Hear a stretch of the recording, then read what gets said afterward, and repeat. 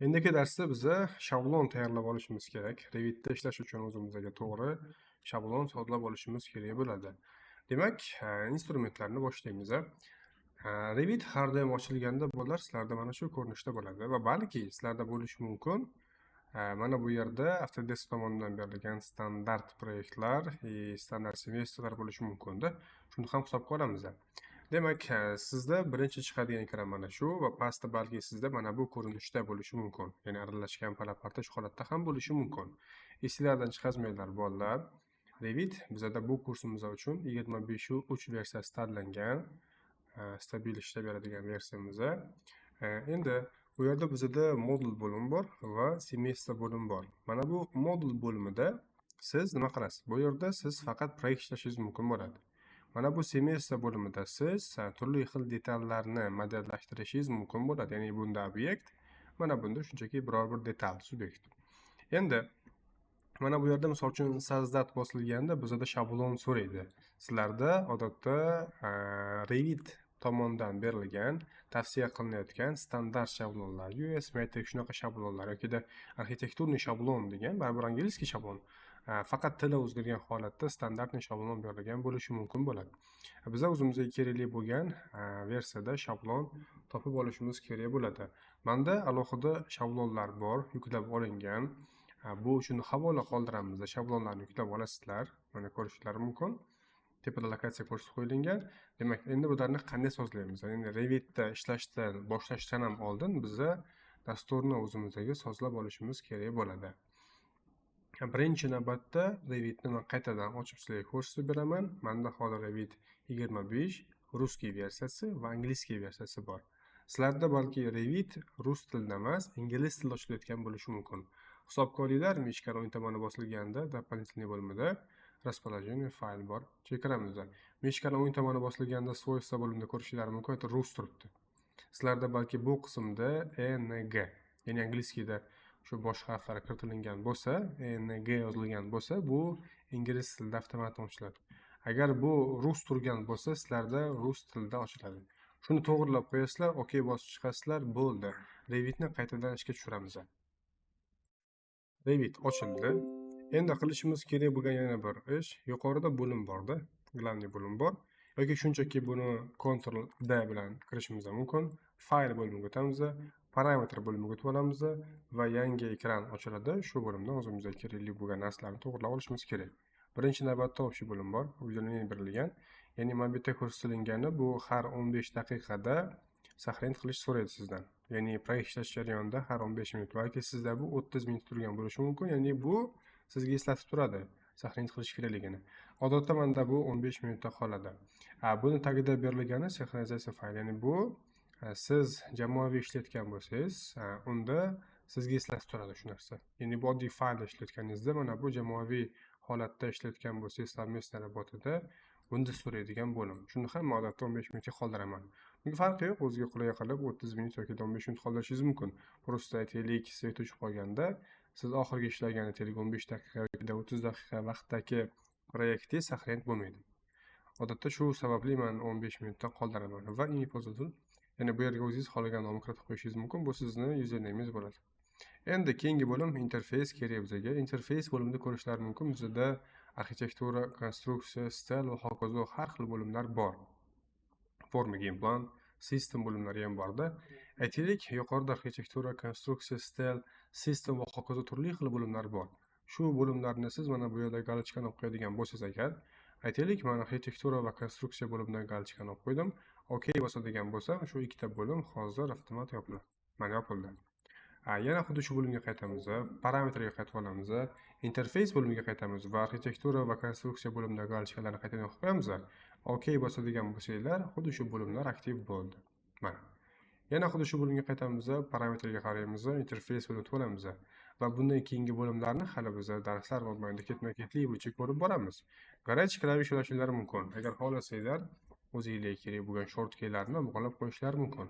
Bularni ham dars davomida sizlar bilan ketma-ket ko'ramiz. Lekin hozir bizga ko'rishimiz kerak bo'lgan yana bir parametr bor. Shuni o'zida aytaylik, u delete. Mana shortkey qo'shish uchun sizlarda odatda faqat D harfi bo'lishi mumkin, lekin E va U harflari odatda bo'lmaydi. Mana bu ruskiyda qoldirilgan shriftlarda aytaylik, manda E harfi angliskiydan qoldirilgan va qarasizlar. Mana buni tanlab udilit qo'yardim. Misol uchun, men biror bir element tanlabda E harfini o'sadigan bo'lsam, udilit bo'ladi. Yoki ruskiyda qolganda shriftlarimizda, ya'ni sizda klaviaturangiz ruskiyda qolgan bo'lsa, u probel bosilganda ham ishlaydi. U harf bilasizlar, angliskiydan E harfiga to'g'ri keladi. O'shaning uchun men D yana 2 marta bosib o'tirish shart emas, shunchaki men E harfini qoldiraman. Mana bu angliskiyga qaytaramiz va E harfini qoldirib dabayt qiladigan bo'lsam, endi biror bir element tanlanganda AutoCAD singari E probel bosilganda biror bir elementlarni udalit qilishim mumkin bo'ladi. Yana xuddi shunday o'zingizga kerak bo'lgan parametrlarni bu yerdan topasizlar va o'zingizga kerakli bo'lgan shortkeylarni bunga bog'lab qo'yishlar mumkin bo'ladi. Kerak bo'lsa biz eksport qilib chiqarishimiz mumkin. Ya'ni shu shortkeylarni parametrlarni siz eksport qilishingiz mumkin va xohlasangiz import qilib yuklab olishingiz ham mumkin bo'ladi. Okay deymiz, bo'ldi. Keyingisi Sveta bo'limi berilgan bo'lsa-da, menda temniy rejimda qolgan, ya'ni AutoCAD grafikasida qolgan, balki sizlarda bu svetli rejimda bo'lishi ham mumkin. Ya'ni mana bunaqa oq rangda ko'rinayotgan bo'lishi ham mumkin. Buni to'g'irlash uchun Ctrl D fayl bo'limiga qaytamiz, parametrga qaytib boramiz.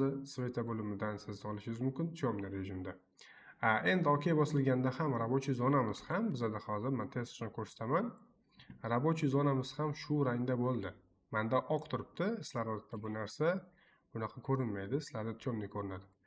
Mana, temniy yoki svetli qilishimiz mumkin. Ya'ni fon bu narsa bolalar. O'shuning temniy svetli qilishimiz mumkin. Birinchi qavat qaytaman, vid bo'limidan ham ko'rsatib ketay shu narsani.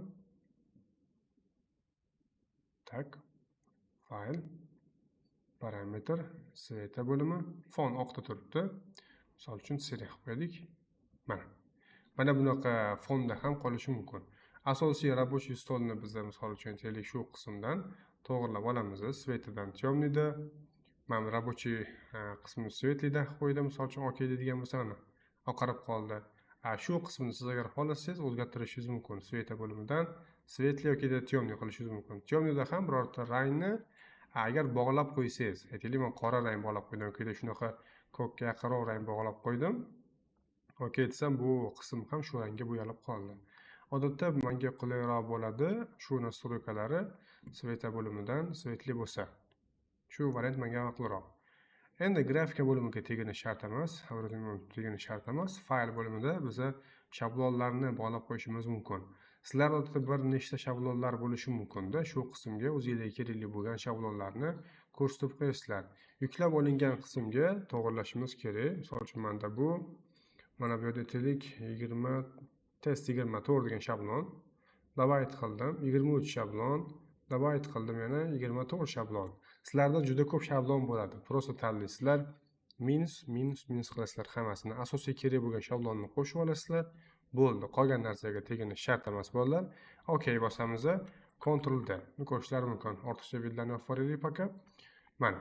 Endi sazzat bosadigan bo'lsanglar bu yerda mana kerakli shablon bor. Obzor bostur времени boshqa shablonni ham tanlab olishimiz mumkin bo'ladi. Atak men asosiy shablonni bu yerga bog'lab qo'yganman. Endi so'rayaptiki, bu yerda shu shablonga asoslanib yangi proyektni papkasi emiz. Yoki shablon proyektda. Ya'ni siz shu shablonga asoslanib birorta proyekt ishlashingiz mumkin yoki siz shu shablonga asoslangan holatda shablonni o'zini yana qaytadan o'zgartirishingiz mumkin. O'zgartirish kiritishingiz mumkin bo'ladi. Bu shablon bizga ishlash uchun qulaylik beradi. Aytaylik, arxitekturniy shablon ichida ishlaydigan bo'lsanglar, arxitekturaga moslashtirilgan bo'ladi. Agar konstruksiya shabloni ishlatgan bo'lsanglar, unda misol uchun konstruksiyaga oid bo'lgan semestrlar, turli xil elementlar, predmetlar juda ko'p bo'ladi va ishlash konstruktor uchun juda qulay bo'ladi. Ya'ni siz arxitektor bo'lib turib konstruktor shablonni ishlab ketishingiz qiyin bo'ladi. Chunki u har bir mutaxassis uchun alohida sozlangan holatda turgan bo'ladi. Demak, bizlar uchun ham shu shablonlar sozlangan. Archivizor 2025 shabloni bor. Создать новый proyekt deymiz va OK bosish orqali biz yangi papka ochib oldik. Hisobkoylar men modul bo'limidan ochyapman, lekin men bitta semestrda sozdат bosilganda siz birorta semestrni modellashtirishingiz mumkin. Ya'ni mana bular RVT bo'ladi bolalar, Revit template. Ya'ni Revit shablonida yasalgan Revit template. Ya'ni bu shablon faqat proyekt uchun. Mana bu yerda ko'rishlari mumkin RFA berilgan bunda. RFA Revit Family, ya'ni Revitning oilasi. Revitda har xil modellar bo'lishi mumkin, eshik romlar bo'lishi mumkin. U RFA bo'ladi. Bizda RVT berilgan, bu proyektniy papka. Ya'ni proyekt shabloni shunaqa RVT formatda bo'ladi. Mana bu semestvalarimizda faqat RFA bo'ladi. RTE degani ham bor, Revit template alohida beriladi bunda ham. Ya'ni birorta qo'shimcha modellarni siz ishlamoqchi bo'lsangiz, aytaylik RTEda u Revit template, u oddiy shablon bo'ladi. Aytaylik birorta proyektni biza ishlamoqchi bo'lsa, RTE yordamida modellashtiramiz. Ya'ni sazat bosilgandan keyin mana bu shablon RTE. Agar men sazatnoviy proyekt qilib OK bosadigan bo'lsam, endi u RTE emas, RVT bo'ladi. Shuni hisob qo'yinglar. Ya'ni birorta arxitektor yoki konstruktor proyekt ishlamoqchi bo'lsa, uni shabloni RTEda bo'ladi. U shablonni asoslanib birorta proyekt ishlab tahlil qiladigan bo'lsa, u RVT bo'ladi. RFA bu Revit Family, shunchaki eshik romlar, har xil predmetlar bo'lishi mumkin bo'ladi. Controlda mana ko'rishlar mumkin. Shablon tayyor. Endi bemalol biza ishimizni boshlashimiz mumkin. Unda hozircha stop.